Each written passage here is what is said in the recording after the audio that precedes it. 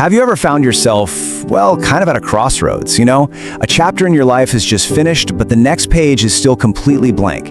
It can be a really disorienting, confusing place to be. Today, we're going to talk about how to find a sense of stillness and guidance right in the middle of all that uncertainty.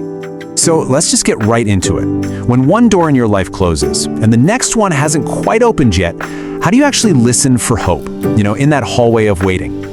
It's a question we all face at some point, and honestly, finding the answer can feel like trying to hear a whisper in the middle of a storm. Okay, so let's dive into this feeling. We're calling it the search for stillness, and it's that ache you feel in those in-between moments of life. It's a really deep and very human longing for some kind of guidance and peace. And a huge part of the challenge is just the world we live in today. All the constant pings, the endless scrolling, that pressure to always be doing something, it's what we could call the noise of now. And all that noise makes it incredibly hard to find the quiet space we need for a real spiritual connection. And that creates a real ache inside us, doesn't it? A deep longing for quiet. Maybe the traditional ways you've always prayed don't feel like they're connecting anymore. Or maybe God just feels distant. But that doesn't mean the desire for peace is gone. Actually, it's probably stronger than ever. All of this can lead to a very specific feeling, like you're just adrift. You know a season has ended, but you have no idea what the next one looks like. You're searching for direction, for a sign, but it just feels like you're floating alone in this quiet fog. But what if that quiet is an emptiness? What if it's actually an invitation? Yeah, what if we're just looking for Him in all the old, familiar places? What if that feeling of being adrift isn't a sign that He's gone, but an invitation to find Him in new ways? Let's explore some of these new pathways, ways that might be perfectly suited for the lives we live right now. This brings us to a really powerful idea: innovative prayer. Now, this isn't about replacing tradition at all, not in the slightest. It's about expanding it. It's about realizing that the timeless practice of connecting with God is alive, and it can adapt to our modern rhythms, meeting us exactly where we are. So what does that actually look like in our day-to-day lives? Well, it could be as simple as finding a moment of sanctuary through a prayer app on your phone. It might be a mindfulness practice, literally breathing in His peace and breathing out your fears. Or, hey, maybe it's finding fellowship with other believers in an online community.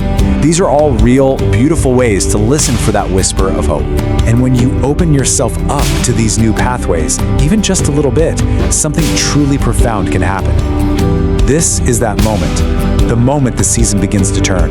It's a moment of pure, unexpected grace. Let's make this really personal for a second.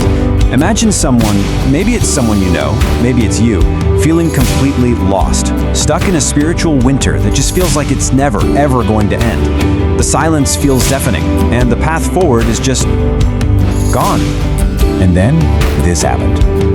In a quiet moment of desperation, they opened a simple app on their phone, and there it was. It wasn't a loud, booming voice, not at all.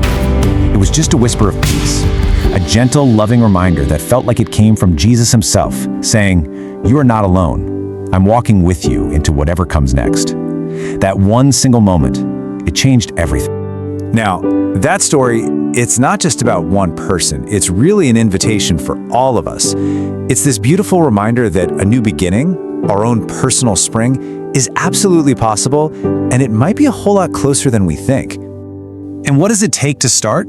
Just one thing, one single moment, one decision to just try listening in a new way, one breath. It doesn't have to be some big, grand gesture. A whole new season of hope can begin with just one tiny, intentional step toward peace. So what could that look like for you? It's really simple. First, just acknowledge the season you're in. The confusion, the waiting, all of it. Just be honest about it. Then, maybe be brave enough to explore just one new way to listen. And finally, just be open. Open your heart to the possibility that you might hear that quiet whisper of hope. So the crucial point in all of this is your new beginning isn't about trying harder or praying longer or striving to be better. It's about stillness. It's about creating just a little bit of space in your life and simply receiving the peace and the guidance that is already there, just waiting for you. So here we are. The last season is over, but right up ahead, a new one is waiting. And it's full of promise and grace and new beginnings. The only question left is, how will you choose to step into it?